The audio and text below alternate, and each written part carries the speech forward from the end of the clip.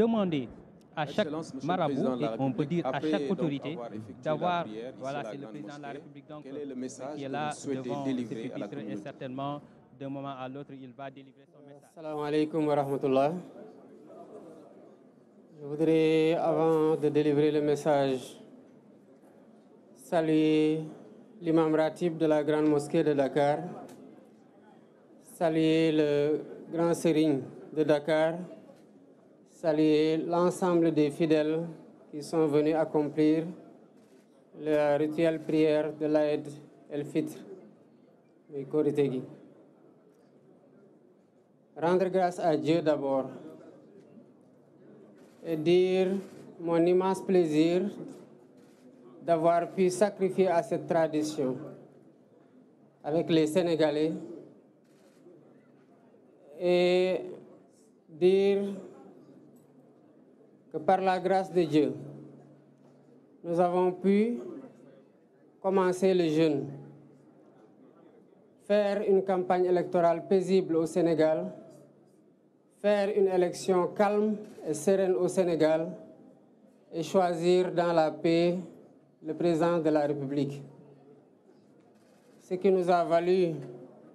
le respect et l'admiration du monde entier. Rendre grâce à Dieu dans ce mois béni de Ramadan, qui est un mois de communion, de dévotion multipliée,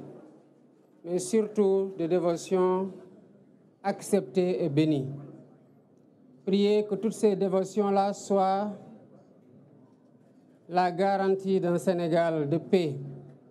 d'un Sénégal d'unité, d'un Sénégal de cohésion sociale. Dire le pardon que j'accorde à tout le monde et demander de chacun et de chacune le pardon. Et demander à Dieu, subhanahu wa ta'ala, de nous pardonner tous et d'accepter notre jeûne et nos dévotions durant ce mois béni. Le Ramadan est un mois de convivialité et de solidarité. L'imam Ratib l'a rappelé dans son sermon, l'importance de la solidarité, l'importance de la générosité entre concitoyens et l'importance de la consolidation de notre précieux vivre ensemble à travers cette solidarité agissante entre musulmans, mais aussi entre musulmans et catholiques, et plus globalement entre musulmans et tous ceux qui ont une autre confession. Nous devons dire que le Sénégal est un pays qui est un et indivisible. Il est de notre responsabilité collective et de notre responsabilité individuelle d'entretenir ce vivre ensemble qui fait la stabilité de notre pays que le monde entier nous envie. Le Sénégal est un pays de grands hommes de Dieu, de grands hommes politiques. C'est un héritage sacré et c'est un héritage précieux que nous avons le devoir de perpétuer. Je voudrais, avant de terminer, rendre un hommage appuyé à tous ceux qui nous valent la satisfaction des titres que nos enfants remportent à l'échelle internationale dans les concours de récital du Coran. Je veux citer tous les maîtres coraniques, quelles que soient les conditions dans lesquelles ils enseignent le Coran. Je veux citer tous ces imams ratib,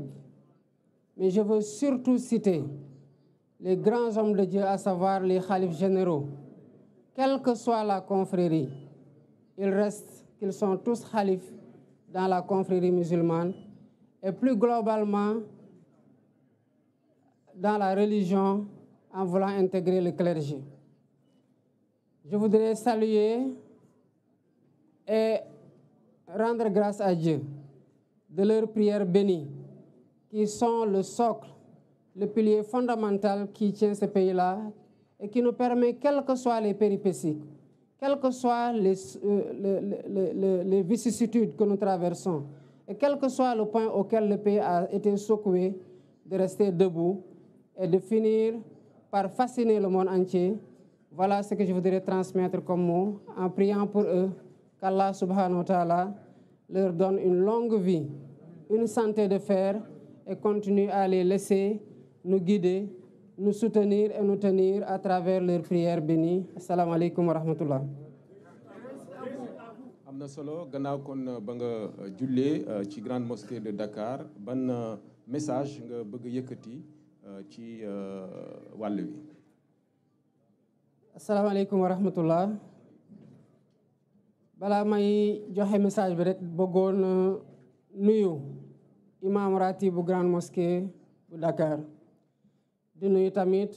grand sérigne bu Dakar di nuyu ñëpp ñi nga xamante ne ay góor wala ay jigéen ñëw nañu jullisee fii ci grande mosquée. bu ma nuyoo imam grande mosquée de Dakar rek mel na ni nuyu naa imam yëpp ak fu ñu mënti nekk nuyu naa kilifa diine yëpp ak fu ñu mënti nekk. mel na ni tamit bu ma nuyoo sénégalais ak sénégalaises yi fi ñëw julli si mel na ni nuyu naa sénégalais yëpp jóg tey dem julli ji ak fu ñu mën di jullee ci biir Sénégal ak ci biir àdduna bi. di sant yàlla bu baax a baax a baax gannaaw bum ñu mayee ñu jóge ci xat-xatu élection yoo xam ne xëy na ñun ñëpp ci njëlbeen tiitoon nañu ci waaye ñu dugg ko ci weeru koor génn ko ci weeru koor tamit. di ci sant yàlla bu baax ci ñum lu mayee ñun ñëpp Sénégal ndax Sénégal moo ko moom ndam li nga xamante ne doonte xëy na am na ñu amoon tiis ak njàqare yàlla may nañu ba ñu génn ci jàmm am élection boo xam ne àdduna yëpp jaaree na fa gën a naw Sénégal. loolu nag lu ñu ko may mooy ñaan yi nga xamante ne nit ñu baax ñi fi jiitu ñu ngi ko fiy ñaan guddeeg bëccëg ñaan yi nga xamante ne ñi fi nekk tey di naafila di yokk seen ñaan rawatina ci weeru koor gi di zikri di jàng ay xasida wala ñuy wasifa wala ñuy dem ci jàngo yi wala ci yeneen anam di ñaanal réew mi di ñaanal waa réew mi ñu koy sante yàlla bu baax a baax nag gannaaw bi xat-xat yooyu tombeeg weer wi nga xamante ne weer la boo xamante ne yàlla def ci ful lépp loo xamante ne ñaan la te gaaw nangu ko lool di ñaanal ñi nga xamante ne nag ñooñu ma tudd noonu muy kilifa diine yi kilifa aada yi muy sénégalais yeeg sénégalais yëpp ak fépp fuñ di nekk di ñaanal réew mi di jóg guddeeg bëccëg suba ngoon di ko def di leen sant ci ndax ñoom ñooy li téye réew mi ba nu ñuy jaaxle ñaan yooyu rek mooy li nga xamante ne moom la ñuy mën a expliquer luy tax Sénégal du tabbi ci guuta waaye nag looloo tax tamit Sénégal ay nit ñu màgg ay nit ñu baax yàgg fee dund yàlla wàccee leen fi muy xéewal ci réew mi te ba fu ñu toll nii ñu nekk fi wéy di ñaanal réew mi ba réew mi alhamdulilahi rabil alamin am nañ loo xamante ne àdduna yëpp moo ñu ciy ñee bëggoon ko am te xëy na ñëpp amuñu ko bëggoon tamit balaa may jóge ci kilifa diine kilifa aada yi ak ñëpp ñi nga xamante ne ñooy def loolu sant bu baax a baax nitu daara yi sant bu baax imam ratib yi ndax su ma tuddee imam ratib bu grande mosquée de Dakar mel na ne tudd naa imam ratib bu mosquée jàkka yëpp ci biir Sénégal ak jumaa yëpp ci biir Sénégal waaye dafa am loo xamante ne ndam la ci ñun que doomu Sénégal yi yàgg di jóge fii dem jongante ci tarig alxuraan indi ay raaya te loolu ñoom lañ koy sante quel que soit nag jafe-jafe yi nga xamante ne ñu ngi koy am ci bu ñu dee jàngale alxuraan di ko def ci ay nit di defar nit ñi waaye di def ci ñoom tamit xam-xam weeru koor nag da di weer goo xamante ne weerug cant la weerug jàppalante la weerug suturalante la te sénégalais yàgg nañ ci jàppalante yàgg nañ ci suturalante te jàppalante googu la imam doon wax sànq ci xutbaam ne mooy li nga xamante ne moom la diine woote te xëy na sax moo tax diine bokk na li tax diine jóg ndax jàppalante boobu mooy tax ku am jafe-jafe doo ko yëgee ni noo ko war a yëgee ndax xam nga ne am na koo xamante ne mën nga weeru ci moom ba mu sedd ci yow wala mu oyof ci yow di ñaanal Sénégal di ñaan Sénégalais yi tamit ñu ñaanal Sénégal continuer di ñaanal Sénégal ndax fii la ñu am amuñu feneen bu méttee fii la bu neexee fii la lu ñuy sàkk muy suñu njaboot fii lañ koy sàkki niñ ko jàppee nag ay nit teg ko ci suñu loxo ci jàmm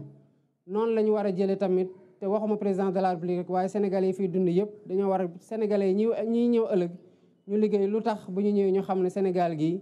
génération ba génération ku ci nekk def nga ci sa wàll ci ci jàmm ak jàmmal ba joxe ko ci joxe loxo yi joxe ko ci yeneen loxo ci jàmm ñooñu continue tamit di jàmm di dox jàmm di wax jàmm di def jàmm pour Sénégal yi fi nekk yëpp mën a am jàmm. kon maa ngi baalu ñëpp ak ñi ma xam ak ñi ma xamul ñi ma tooñ ak ñi ma tooñul sax di baalu tamit ñëpp ñi nga xamante ne tooñ naa leen ci li ma yëg ak ci li ma yëgul di baalu sax ñoo xamante ne tooñuguma leen te di ñaan yàlla mu boole ñun ñëpp baal. asalaamaaleykum wa rahmatullahi taala wa barakatu.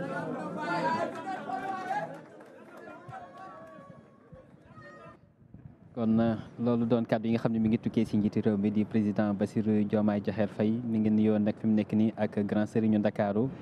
ak imam ratib ak kilifa yi nga xam ne itam ñoom ñoo fi teew ñu nekk nag waxtaan woo xam ne nii Ibrahima gannaaw ba mu siyaare ñëpp ndokkeel ñëpp balu àq ñëpp nee na ni mu ko waxee ci mujj gi ci ñi mu tooñ ak ñi mu tooñ ñi mu yëg ak ñi mu yëgul ak ñi mu tooñugul sax loolu nag day mandargaal ak maandu ci suñu borom ak maandu ci jaamam yi ndax suñu borom nag dafa bëgg ko maandu ci jaamam ñu ko am yërmande ci jaamam yi te itam te bañ a tooñ sax ndax sëriñ bi dañoo jàngal ne